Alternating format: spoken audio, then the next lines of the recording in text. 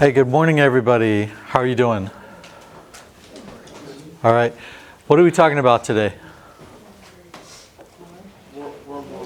World War I. All right. Are there any questions over the readings?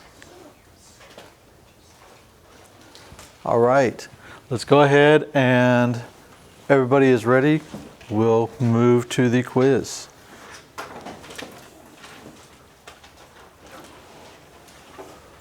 Go ahead and put your notes up, please. All right.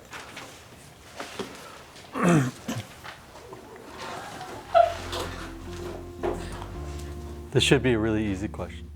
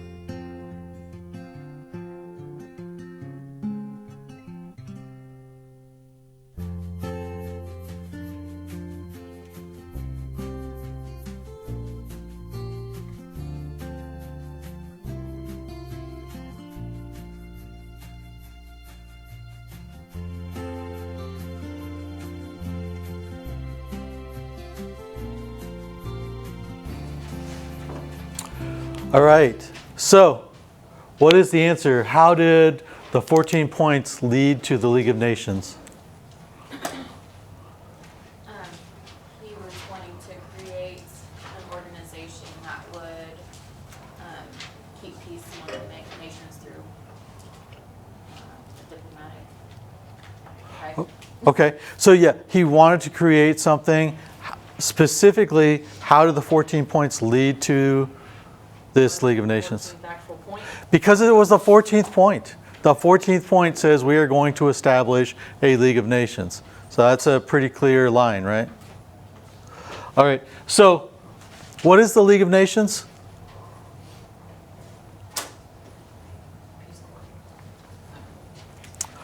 All right, let's just throw the title out.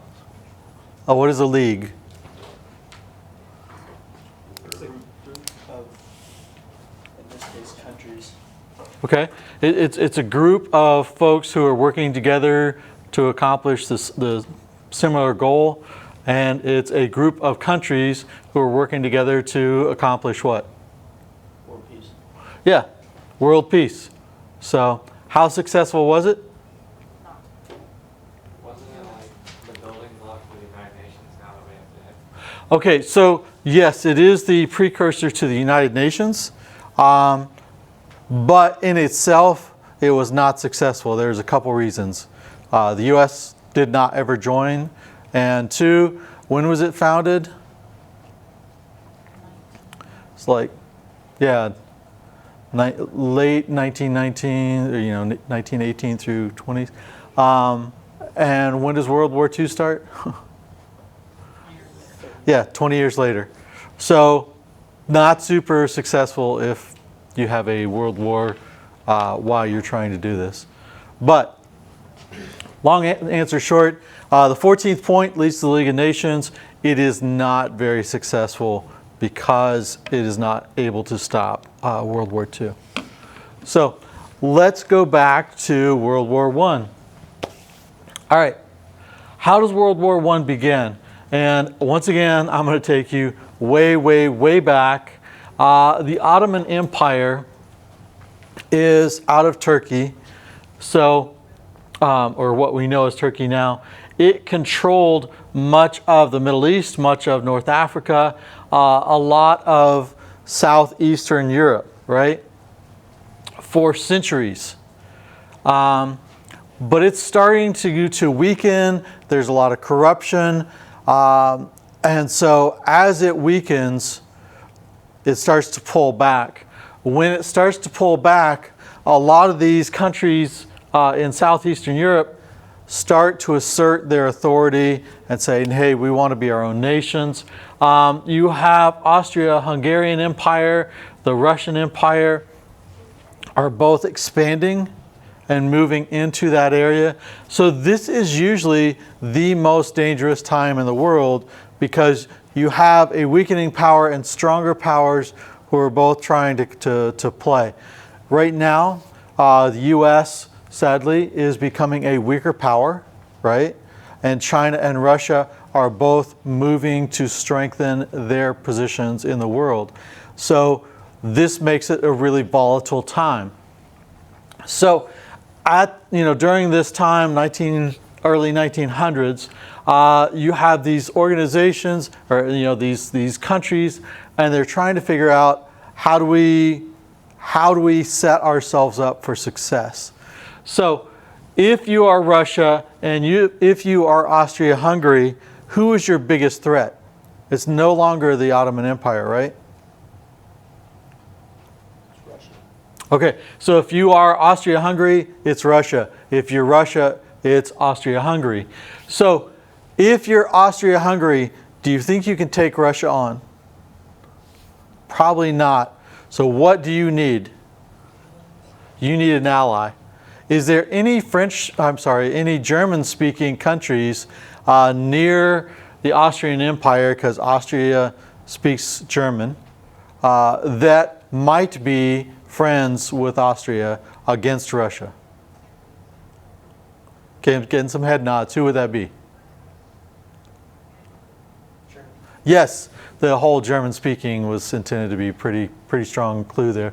So Austria-Hungary joins Germany, and they can both fight Russia. Now, if you're Russia, does this make you nervous? Yes. What can Russia do? Is there anybody that Russia can lean on to get support? Is there anybody who might hate Germany just as much as Russia does. And I will give you a huge hint. France. So Germany sides with Austria-Hungary. France sides with Russia. Then the Austrian Empire and Germany go to Italy and say, hey, you want to hang with us? Italy says yes. So France and Russia go to the United Kingdom and say, hey, you should be helping us. And they're like, we don't want to be like tight, but yeah, we'll help out if something bad happens. Now, this is all really good, right? Because it's all defensive alliances, right? So nobody is wanting to go out and start a fight. Is there any way that this could go wrong? Yes. So we will see what happens now. The Emperor of Austria-Hungary is this really old man. So I used to be able to use the British Empire. I'm still going to use the British Empire even though things have changed. So 2 weeks ago, who was running the British Empire? Well, who was the leader, nominal leader of the British Empire? 2 weeks as of today? 2 weeks ago, yeah. Before today. Because she died now. I was like, Queen? Yes, Queen Elizabeth, right?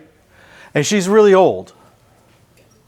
So she is the queen, but her heir is Charles, right?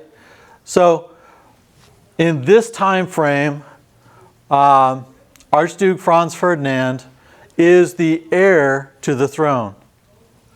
I got to look up my name because I just forgot. But Franz Joseph was the emperor. Franz Joseph actually had a child, but his child died. What happens if Charles dies? When his son takes it. Then his son would take over, and so it would just have succession. Well, Franz Joseph's son dies without an heir. So then, where is it going to go? His brother? Yeah, it'll go to the brother, except the brother isn't able to take it, so it goes to a nephew.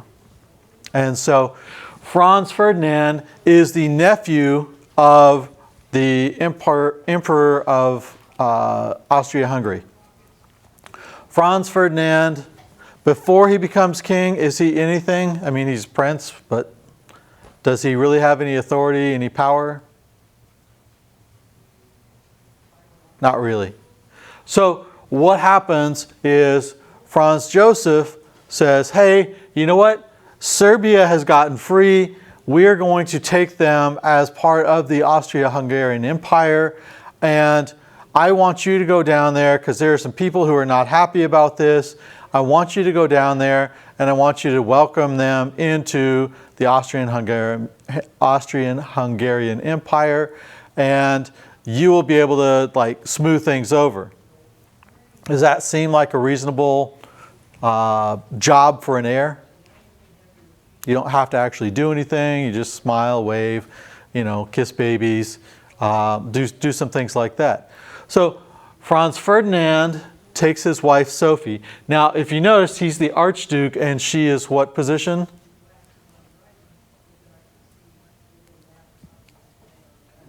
Nothing. Because she is a commoner. And Franz Ferdinand actually marries her because he loves her. She's not in a cool position. This is not trying to make things work. When he decides to marry her, he's like, hey, I really like this lady and she's cool, so I'm going to marry her. Franz Joseph is furious. He's like, no. The leaders of the empire don't just marry commoners. We're not going to allow this. And so she does not have any strong position. And you can marry her, but you will take the throne and she will have nothing to do with it. He actually would invite them to parties, and Franz Ferdinand would be invited to sit at the front of the tables, and she would be sitting near the back of the tables because she's nobody. And Franz Joseph wanted to make sure everybody knew she was nobody. So, I mean, there's some ugliness going on here, right? So they get into to Serbia. Do you think there's a possibility that some of the people in Serbia don't like being part of the Austrian-Hungarian Empire? Yeah, there are some people who are really unhappy about it. In fact, there's a group called the Young Serbs and another group called the Black Hand who are so upset by this that they said, you know what, when Franz Ferdinand comes here, we are going to kill him. Why would you want to kill Franz Ferdinand? Say it again. He's next in line. Yeah, he is the next in line to the throne, and this old guy is running it. If we get rid of this guy, then one, we make a huge point, and two, we get rid of the leadership and maybe they'll leave us alone, right? So Archduke Ferdinand comes in, they go from place to place. At one point, they are driving along and they are in a convertible. A person throws a bomb and it hits the top of the convertible and bounces off and blows up and kills the people in the next car back. Now, I will admit, were that to happen to me, I think I'd be like, you know what, Uncle, I think I'm coming home. I don't need to spend the rest of the time here. Franz Ferdinand's like, you know what, I get there's some people who are unhappy, but we need to finish our job. So they stay an extra day and they are, going around, they're checking out hospitals with wounded soldiers. They're talking to people. As they're driving to their last event, you know how they always have motorcades, right? Like the president's going to have cars in front of him and behind him. They did the same thing. The front car gets lost and makes a turn that they shouldn't. And when they turn onto a dead-end road. Now, if you have 5 cars turning into a dead-end road, what do you have to do to get back on the main road? Everyone's gonna have to back out. You're going to have to all stop, and some cars are going to back out so you can start moving everybody back, right? And that's exactly what happens. This is the time that Gavrilo Princip is waiting for. In fact, he had given up. He and his friends had tried to kill Archduke Ferdinand. It's not working. It's not working. Nothing is working. And so he finally goes into this coffee shop and he's like, I give up. We've done our best. And all of a sudden, outside the window of the coffee shop, they see the 5 car, the cars roll in, and the Archduke stops in his car. And at this point, Gavrilo Princip is like, hey, this is the opportunity I've been waiting for.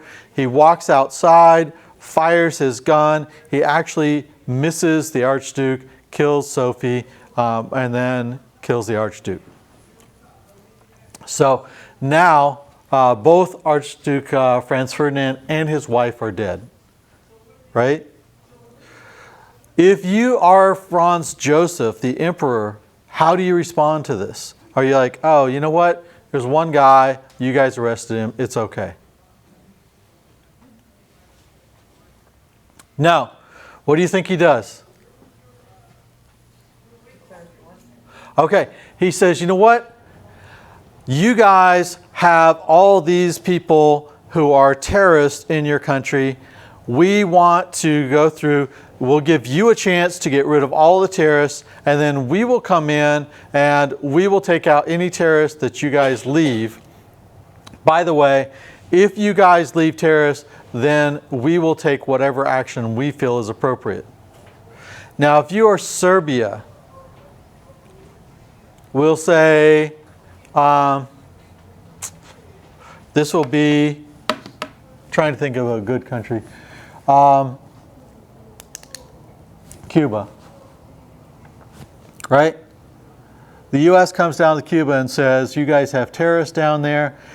You get rid of all the terrorists. we will come down and check. If we find any terrorists at the end, then we can take whatever action we feel is appropriate. Do you think Cuba's going to buy off on that? Why? Because it's their country with their people. Okay, it's their country with their people. What are the chances that you could actually 100% be sure that you do not have any terrorists in your entire country? Yeah, I mean, it's impossible. Even if I could validate that right now, for the next 3 seconds, there were no terrorists in this room, one of you guys might change your mind and become a terrorist 10 seconds later, right? So there's no way that I can say, we're going to go ahead and make sure that everybody is not a terrorist. So if the Serbs are really nervous because they're like, okay, Austria-Hungary is going to invade, is there anybody that they can turn to and say, we need help? Germany. Okay, so let's walk back. These three are together, so if you're scared of this group, Oh, who do you go to? Russia's. Russia. They go to Russia and they say, my Slav brothers, we're really scared of the Hungarians, the Austria-Hungarians, and we think that they're going to hurt us. And Russia says, you know what? We got you. Don't worry about it. If they attack you, we will attack them. Well, now Austria, they're like, whoa, whoa, whoa. We don't want to fight Russia by ourselves. So who do they go to? Germany. Germany. Now, Germany's not stupid. Germany's like, okay, I got France on one side, Russia on the other, and if we do this war, they're both going to hit me at the same time. So they sit down and they say, you know what? The way to make this war work is we hit France first, take them out, and then we can help you, Austria-Hungary, take out Russia. That makes sense, right? But what does this just turn into now? Is this now a defensive battle, or is this now leaning toward offensive? Now it's offensive. So Germany goes ahead and attacks into France, and once they do that, everything blows up, right? Now, did Germany start this war? Yeah, it's weird. They sort of did, but they sort of didn't, because everything was moving toward the war. So you have this unintentional war that's because nobody is trusting each other, and you have the assassination of Archduke Franz Ferdinand. So what does the U.S. do now that there is a war going on? Which side does the U.S. join? It's a neutral territory in the beginning. All right, they're neutral. Why would they be neutral? Let's think about what has happened. I said that there were millions of immigrants in the previous years, right? So what country are these immigrants from? All over. Okay, you have Russian immigrants, you have Austrian-Hungarian immigrants, you have German immigrants, you have French immigrants, you have Italian immigrants, you have English immigrants, right? So you have immigrants from both sides. Now, which group are your immigrants going to side with? Whoever they came from, right? So can the U.S. afford to pick a side? Either side they grab, there are going to be fights. So they just sit back and they watch. Now, in the meantime, as Germany invades France, the French deem that the best protection they have is to dig trenches along the border, and as the Germans are coming, they sit in the trenches and fire at the people that are coming at them. Now, I think this would make sense to you. If someone comes in the back door with a gun and starts shooting, what are we going to do? I'm going to, hide here and let you guys all get shot. No. But the best opportunity we have is by getting low, by hiding, right? And so that's the same concept. There's a lot of new weapons that are starting to be used at this time. Now, it's interesting because machine guns, you think, oh, machine guns would help the people who are coming, right?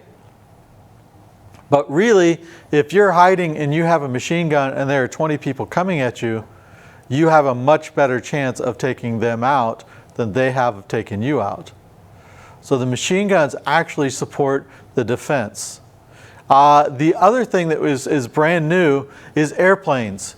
And now we would think, hey, we're going to drop bombs on the trenches and that'll help the offense. But at this point, they have never considered actually dropping bombs from planes. They are more, we just want to see what's going on the other side. So again, the side that has the trenches now has a plane, and they can say, hey, they're starting to get ready to run over and try to invade the trenches. And so the people in the trenches make sure the machine guns are filled with weapons, or I'm sorry, filled with bullets. And so they can defend themselves. So it becomes a very, very strong defensive war. Once the Germans see that the French are building trenches and they can attack the Germans, what do you think the Germans decide they need to do? They are going to dig trenches as well. So they dig trenches all the way across the border until you get to the Atlantic. And so this becomes a very, very defensive war. Nobody's moving, nobody's accomplishing anything. And so while this is happening, the US starts selling supplies to both sides. Because why not? I mean, you can make a lot of money while these guys are killing each other. And so you start selling things, but what happens when they run out of money? Okay, they go into debt. Do you want to stop selling things? No. So I'm not going to stop selling stuff. So now what I start do is loaning them money. This is where it gets ugly. So $27 million loaned to Germany, $2 billion loaned to England and France and Russia. Now, over time, whose side do you think we're going to be on? Obviously, the one we're giving $2 billion to. Okay, the one that we're giving $2 billion to, because if they lose, you lose $2 billion. If the Germans you lose $27 million. So over time, we start siding closer to the Entente. The U.S. says, look, we can trade with whoever, and you've got to let us do that. England decides, nope, you can't. So they mine the North Sea. This is the only way that we can get to Germany is through the North Sea. And England has mined it. Is this an act of war against the U.S.? Yes. Do we take it as such? No. We just kind of say, hey, that was bad. You shouldn't have done that. Please don't do that again.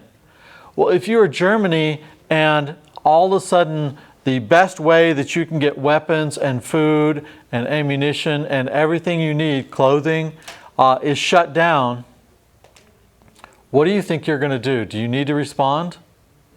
Okay. How do they respond? Submarines. All right, submarine warfare. Submarines are another new weapon. And so they're like, you know what? We need to use submarines. We will surround England because we can't mine around England. We don't have ships that can go out there. We don't have the ability to accomplish that. So we will put submarines out, and they declare a submarine zone that says, if you go past this area, we will kill you. So now you have the mines closing in the North Sea and the submarine zone around the United Kingdom. So England actually has this huge ocean liner, sort of like the Titanic, and it's called the Lusitania. All of the rich people in New York are going to get on the Lusitania, and they are going to go across the Atlantic and hang out in England for a little bit just to prove, hey, I'm rich and I can have fun if I want to, right? So Germany finds out that England has put ammunition in the bottom part of this big ship, right? So is that an act of war? Yes. As soon as you put weapons and ammunition into this ship, it becomes a target, a legal target. They actually put notices, Germany put notices in New York papers saying, we are going to sink the Lusitania. Do not get on it. And everybody's like, that's crazy. The Lusitania is cool. It's a big ship. It's really fast. There's no way anybody could sink it. So as it's coming across, what do you think happens? They sink it. It actually comes almost all the way to England. And when it gets over here, they said, you know what? We told people, don't get on the ship. It has ammunition. We can't afford for England to get the ammunition. So they sink it. There's 128 Americans aboard. And Wilson says, you sunk a passenger ship. This is wrong, it's evil, and it's horrible. We're not going to stand for that. The Germans feel bad. They say, okay, we agree that we won't sink any more passenger ships. We're really sorry, don't go to war with us, right? So it kind of settles everything down. The U.S. is back to kind of being neutral, not joining the war, but still providing a lot more support to England than they do to Germany. All right, at this point, a lot of people are calling for war. A lot of people are saying, hey, we've got to do something. We have an election. Teddy Roosevelt wants to run for election.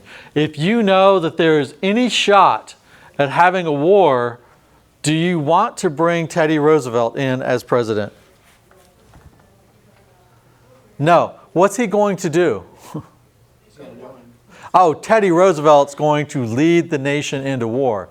So he was like, you know what? Why don't you go sit down, Teddy? We're good. Thank you. And they grab a guy named Charles Evans Hughes. He is a Supreme Court justice. He is pushing for progressive things to happen. He wants women's suffrage. He does say, I don't understand this neutrality thing. We need to pick a side if we're going to and just go to war. The Democrats renominate Wilson, and his big claim to fame is he kept us out of war, right? So everybody's like, we don't want to be at war. He kept us out of war, and now he pushes again for progressive causes. He's like, look, so progressives, you can vote for me, and if you didn't want to go to war, you can vote for me. The election is really, really close. So 9 million to 8.5 million. Wilson wins. But everyone was concerned, or everyone thought that there was a good case that Charles Evans Hughes could win. Wilson actually talks to his vice president and says, look, if he wins the election, I want you to quit. I will select Charles Evans Hughes as my vice president, and then I will resign. This would be the first time in history that a standing president would put his opponent into a position to become president early. Why do you think Wilson wants to do this? What does he run on?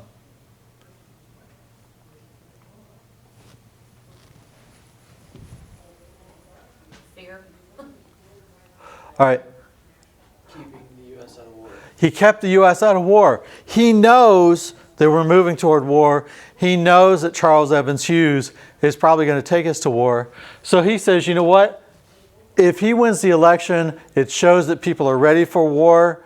I don't want to be the president that takes us to war. So I will step back, and Charles Evans Hughes can take over the U.S. early, and he can take us to war. So Wilson, though, does continue to be president, so he doesn't have to worry about that, right? All right. So once Wilson gets the presidency, Germany's like, all right, the U.S. is going to go to war with us.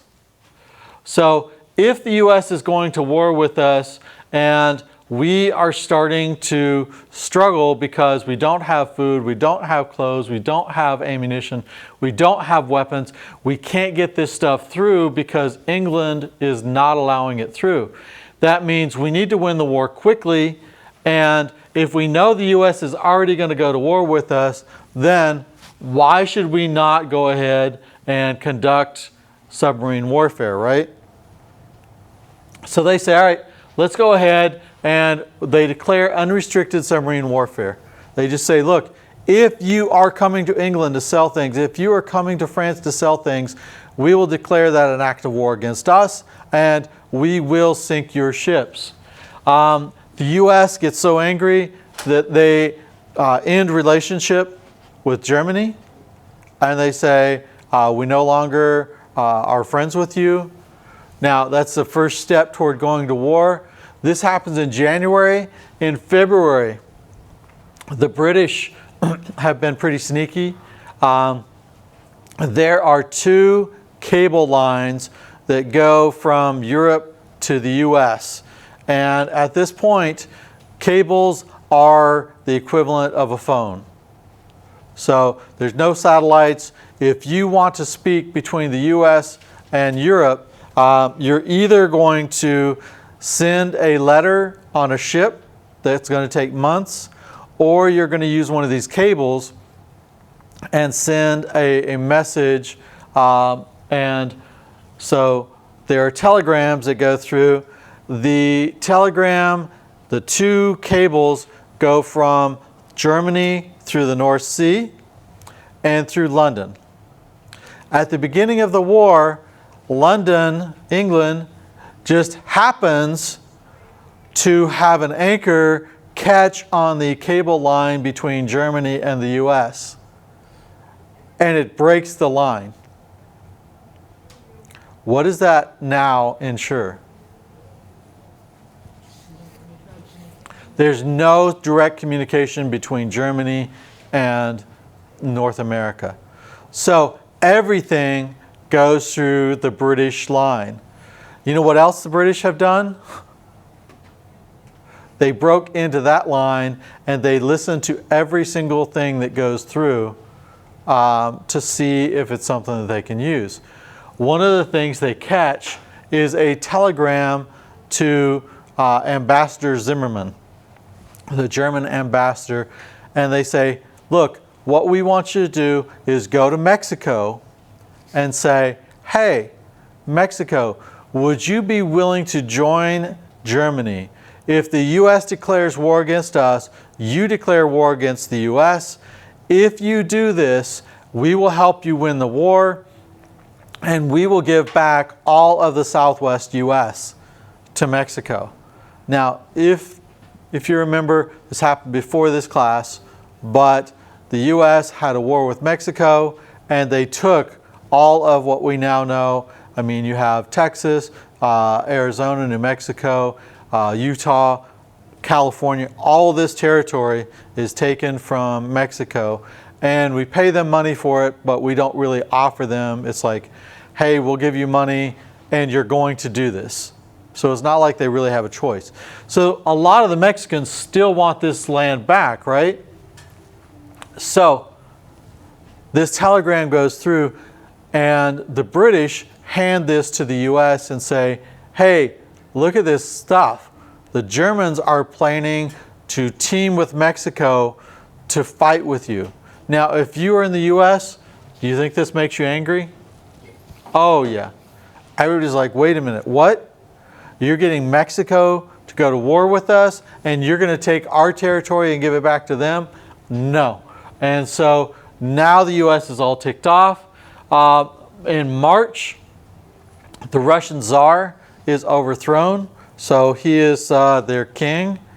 And the communists overthrow the Tsar and kill his family, although nobody knows that at this point.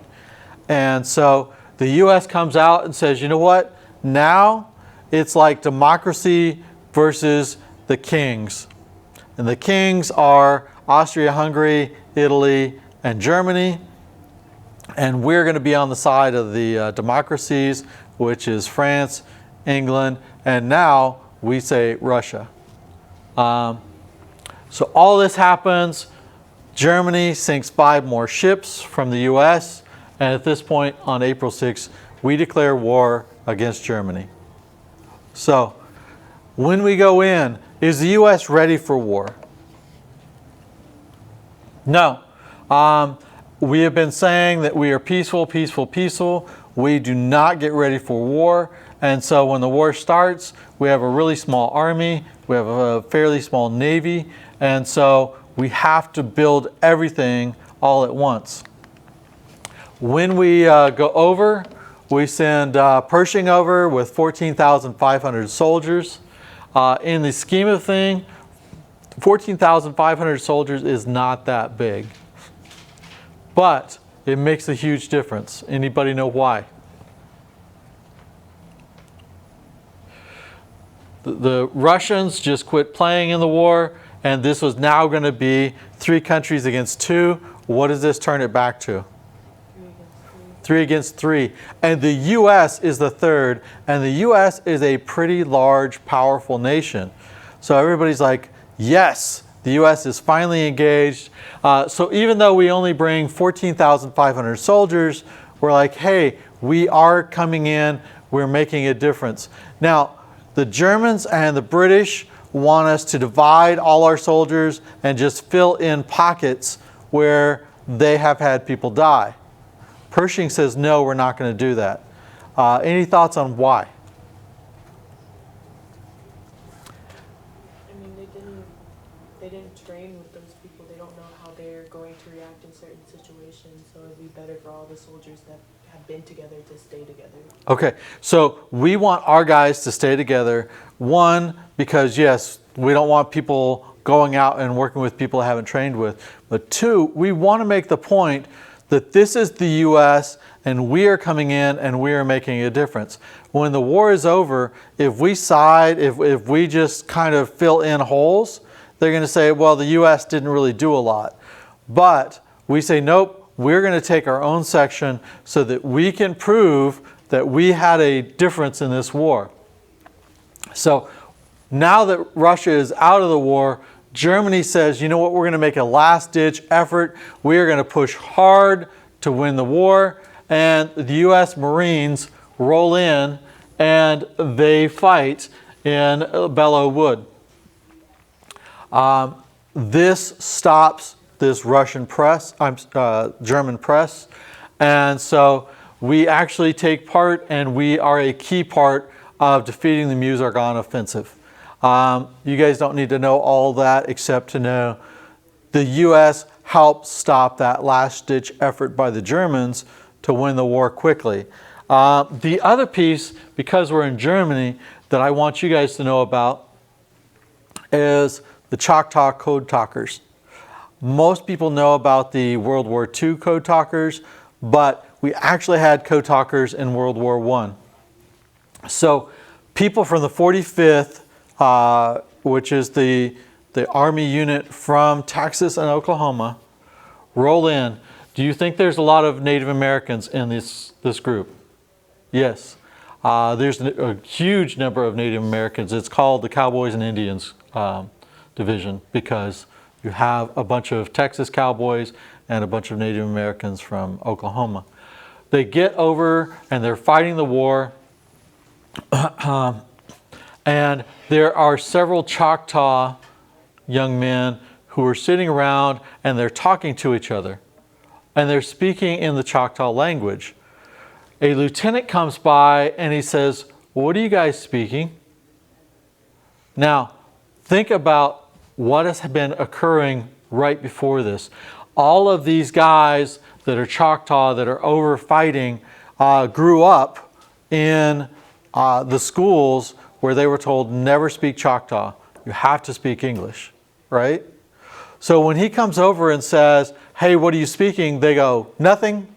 You know, no big deal. We were just speaking English, just we have accents, no big deal. And he's like, no, you guys are speaking something different.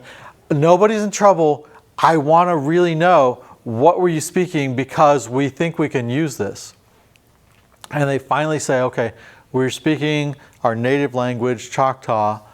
And he says, do you think that we could get enough people to put one of you guys in each of the major areas, each of the major fronts, so that you guys can talk to each other in Choctaw, and instead of having the Germans know what's going on, we will be able to keep our secret secret. Now, the part that I find amusing is when the Germans rolled in, they built up new trenches, and when they got pushed back, they left all their communications in the trenches open, right? So the US and England and Germany, and France jump into the trenches, and they're like, oh, great, there's communication systems. We don't need to set up our own. We'll just use the German communication.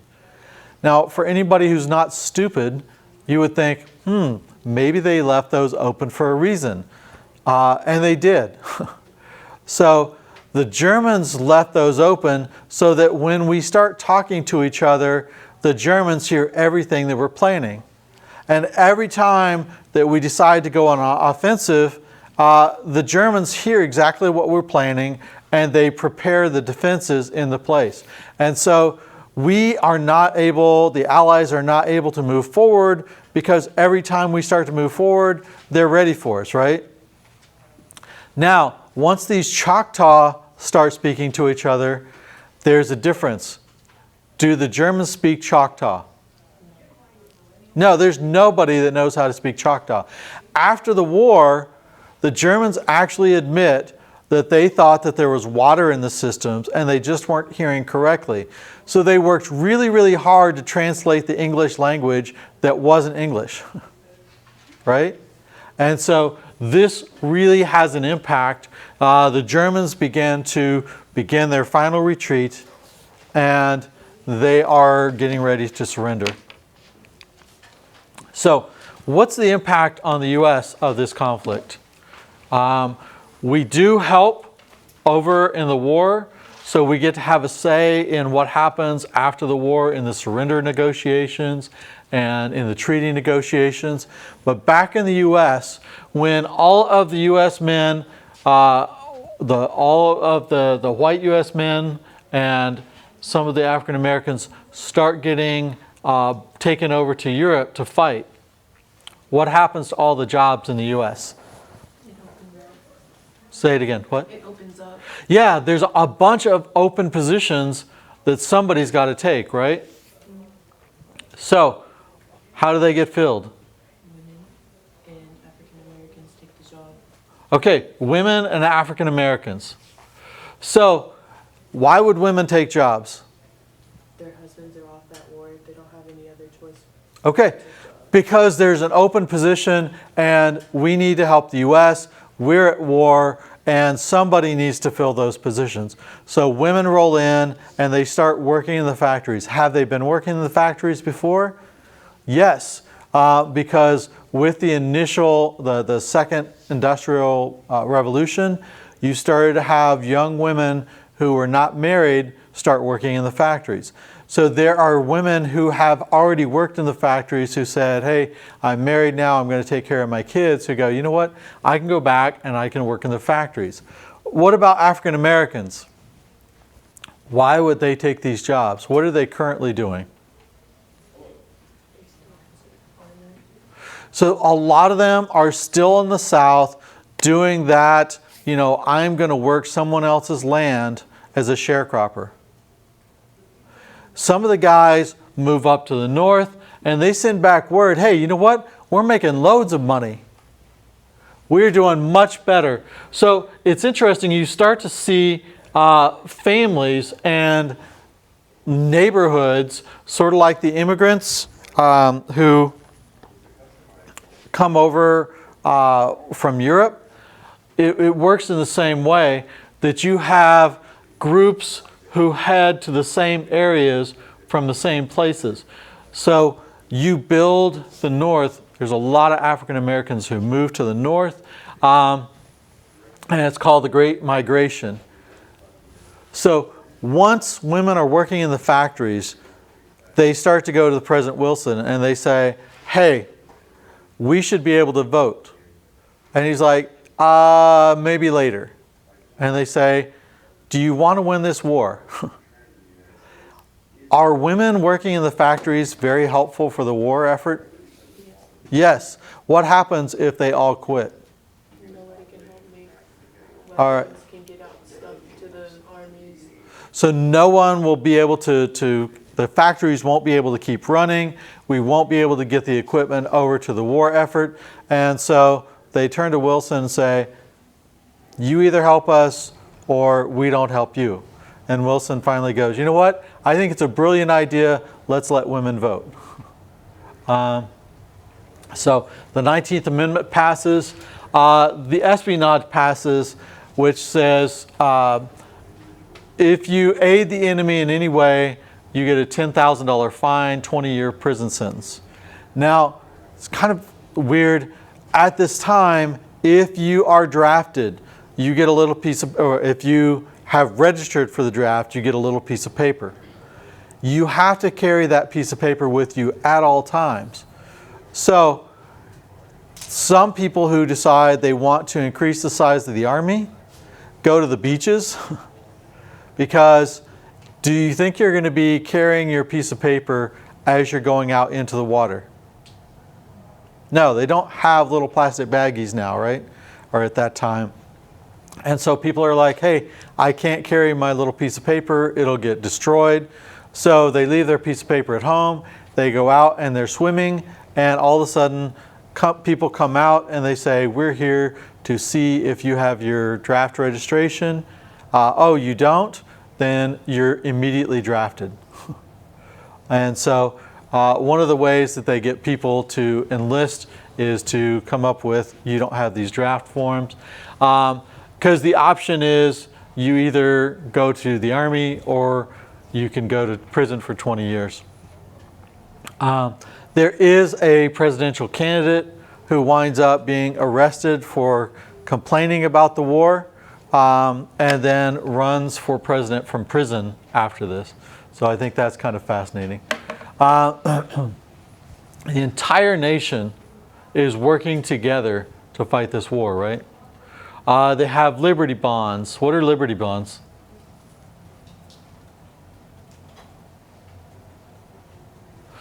I can give money and the U.S. borrows that money to pay for, military goods, to pay for salaries for the military, and to pay salaries for people that are working in the government and trying to make things work. So if you want to prove that you're a good American, you throw money toward the government so that they can fight this war. Does that make sense? Military Service Act. Everybody 18 to 40 is liable for military service. So a lot of people enlist early. They say, yeah, we're going to do this. The War Industries Board says, hey, you were making Fords, but now you're going to make tanks. You were making Chevys, now you're going to make big trucks to support the war effort, right? And so this is where you get all these factories that start making things for the war effort. The other piece is we're going to fix the prices. We're going to tell you how much we're going to pay for these things, and you're going to do it for those prices. Is this legal? Can I tell you what you have to make at your factory? Can I tell you how much we're going to pay you? No. But at this point, everybody wants to support the war, so this works. U.S. people are like, we want to support the war effort. All the food needs to go forward that we can. All the farmers need to support the military. So I'm going to build a garden, and I'm going to eat from my garden so that the food that the farmers produce can go to support the war effort. I am going to have meatless Tuesdays, wheatless Wednesdays.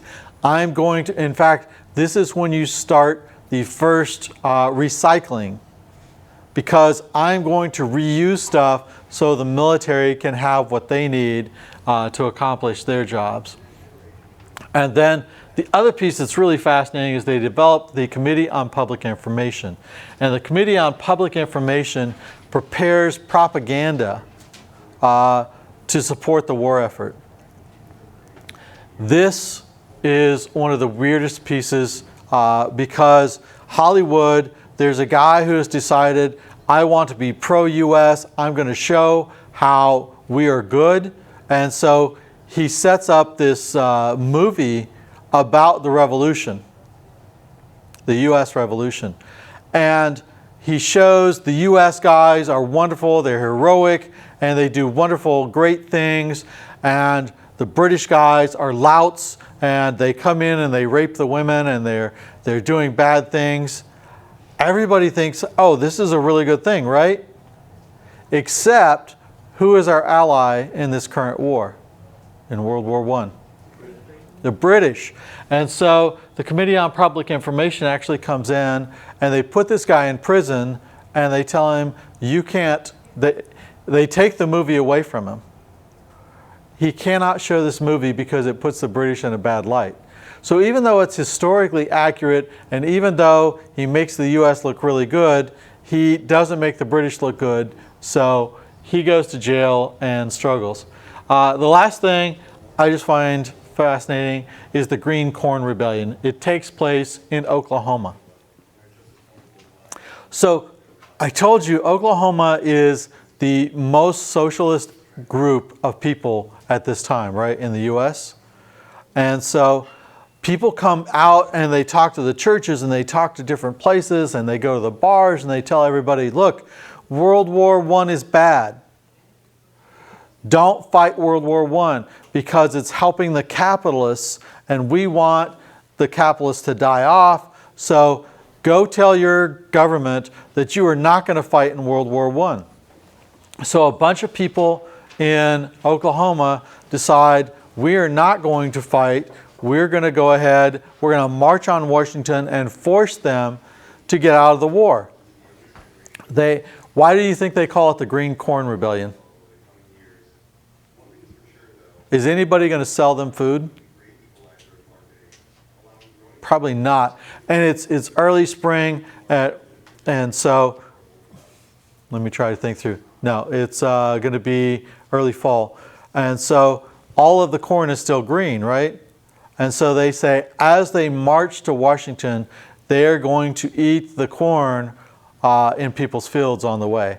And they believe that everybody will side with them and everybody will march with them. And by the time they get to Washington, it will be half of America saying, stay out of World War I. The interesting piece is while they're planning this, the cops all talk to their neighbors and they are planning to fight the army, but their neighbors say, we're not going to allow this. We're not going to let you go. So the neighbors actually arm themselves and stop the Green Corn Rebellion. And when the Green Corn Rebellion guys find out the cops are saying, hey, you got to stop, they're like, hey, we're going to go ahead and fight you. Come out and fight. And their neighbors say, hey, this is Joe, your neighbor. Don't shoot us. We got to stop this. And they don't want to shoot their neighbors because they like their neighbors. And so the Green Corn Rebellion kind of falls apart because they're good folks and they don't want to hurt their neighbors. They want to destroy the government, but they don't want to destroy their neighbors. So they basically give up, and most of them are put in jail for at least 10 years. What about African Americans? The African Americans join the military at large numbers. Why do you think African Americans would want to join the military? What did they learn from the Civil War? It gets them out of their bad spots. Okay, if I can prove that I'm a good citizen, then people will treat me with respect. And so a lot of African Americans join the military because they're like, look, we want to prove we are good citizens. We will do what we need to do to help the nation. And so They join the 9th and the 10th Cavalry and the 24th and the 25th Infantry. 1 week after the declaration of war, all the quotas are filled. But these units are support units. They are not allowed to go and they are not allowed to fight. They're going to drive trucks, they're going to cook, they're going to do all the logistics stuff behind the scenes, because people say, well, African Americans can't be trusted on the front lines. They're like, no, we disagree. So they actually go in and they push to get actual combat missions. And so they create the 92nd and 93rd Infantry Divisions.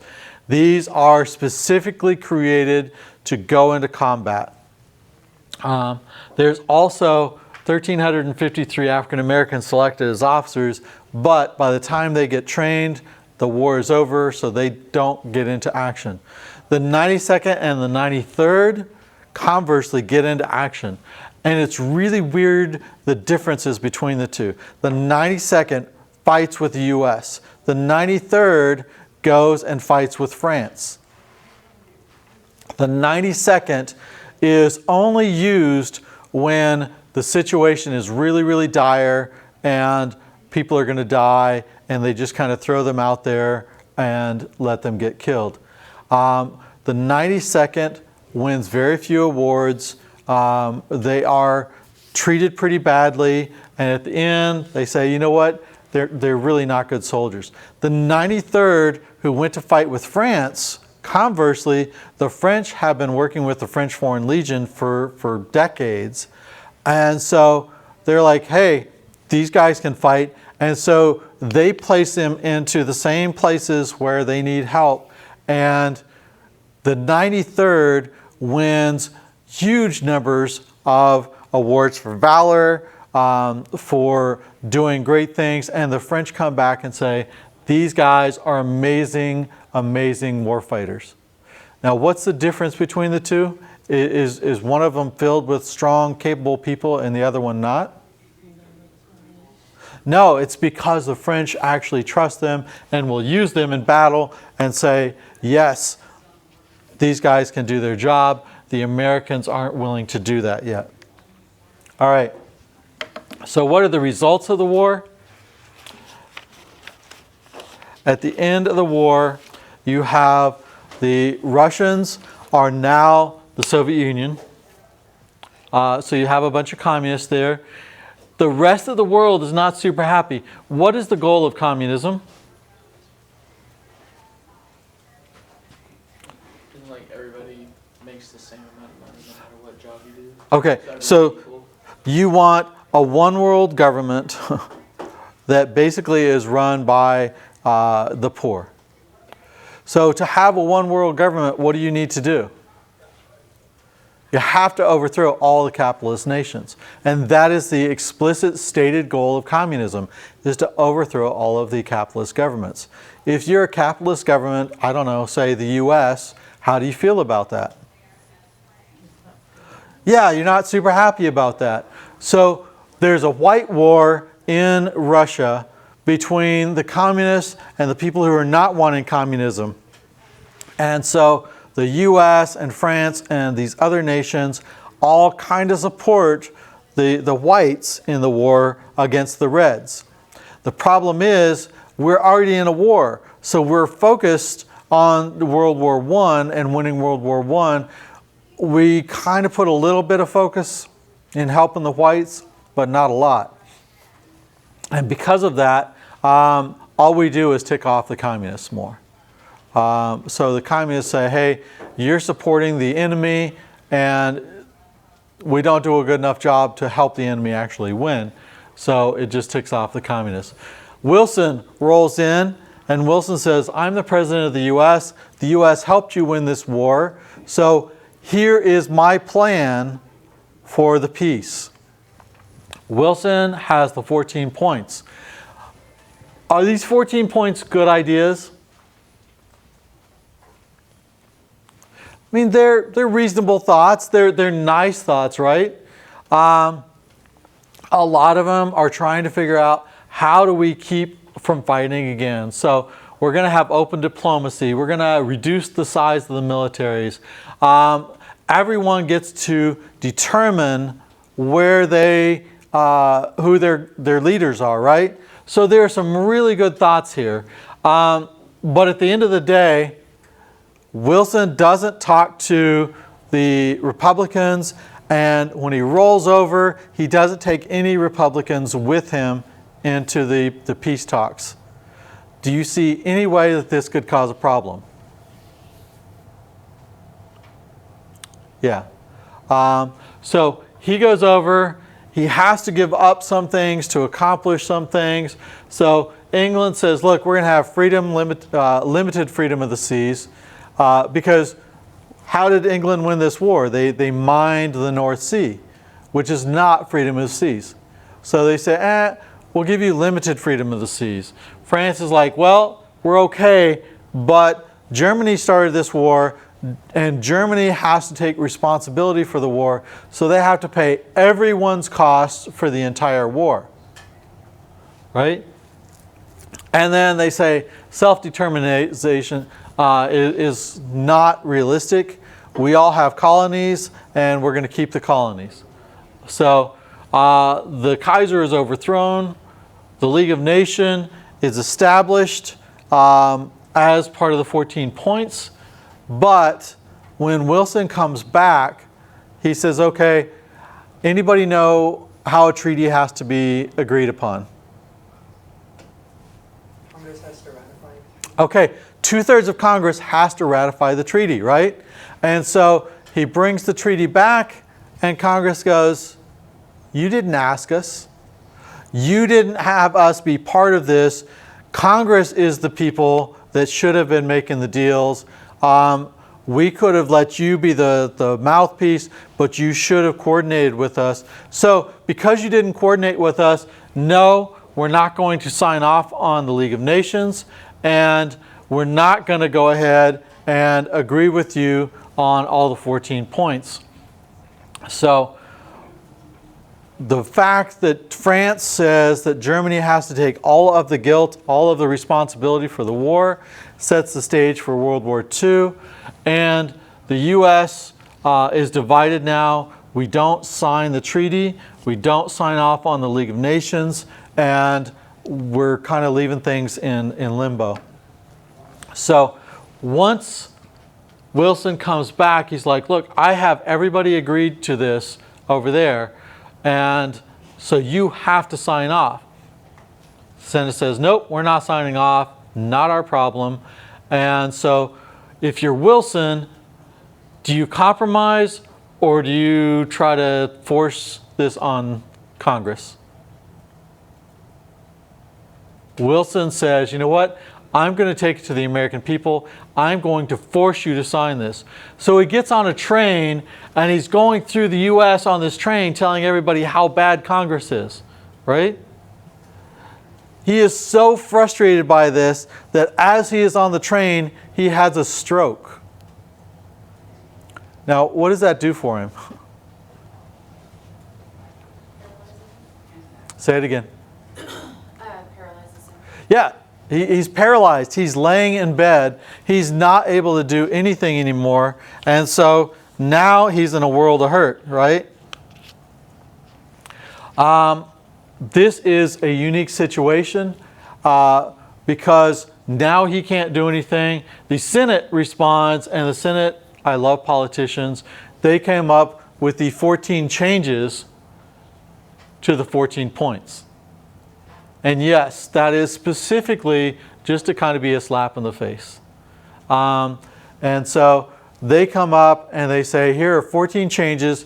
If you agree to these changes, then we will go ahead and sign off on the 14 points.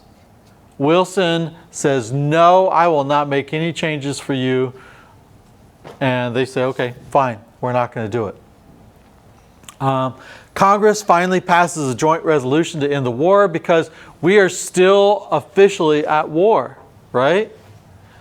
And they're like, we don't need to be at war. Let's just go ahead and stop. And Wilson vetoes the treaty to end the war, the resolution to end the war. So finally, on July 2nd, 1921, we get a joint resolution of Congress passed, and because Wilson's no longer president, we're no longer at war with Germany and Austria-Hungary. The other thing that's kind of intriguing about this, when Wilson is having a stroke, and we'll talk about this more, his wife actually is the one who takes all the authority. If a president is not able to do their job, who should take over? Vice president. But the vice president doesn't want to look like he's shoving Wilson out. So he's like, okay, I'm going to step back. Mrs. Wilson refuses to let anyone see Wilson except the doctors and her. Anything that goes to Wilson has to go through her. And so, as I will talk about more in the next class period, she actually kind of becomes the first woman president. All right? All right, so how and why does the U.S. become involved in World War II? I'm sorry. Yes, one. How does the U.S. become involved in World War I? Submarine warfare and a U-boat was sunk too. Okay, so the Germans go with submarine warfare. Zimmerman telegram. What's a Zimmerman telegram? Telegram to Mexico, telling them to attack the U.S. if Yes. the U.S. attacks them. So it's a telegram to Mexico saying, hey, we will restore your land. The Germans will restore Mexican land if the Mexicans help the Germans in a war against the U.S., right? The other thing is all of the money that is being loaned to the British side and to the French versus the German side, right? So that has a big impact. And what's the impact of the U.S. joining the war? I think we hope that the war would come to an end quickly. Okay, the war comes to an end more quickly, and Wilson has a lot of influence in the post-war discussions, so he throws out the 14 points and gets a lot of the 14 points accepted, right? So what happens in Russia during the war? The Bolshevik Revolution. The Bolshevik Revolution, yeah, I'm struggling with that, overthrows the Tsar, right? All right, how does this impact the U.S.? It led to rumors of a communist rise and takeover in the U.S. Okay, so it threatens the U.S., and this begins the beginning of the Cold War, right? Some people, now the Cold War usually is started after World War II, but this is kind of there's some conflict between the two. All right, how do the 14 points lead to League of Nations? The 14th point is? To create a League of Nations. How successful is the League? Yeah, not very successful. All right, so for next class period, I will get out of your way. This is your readings, and this is your questions.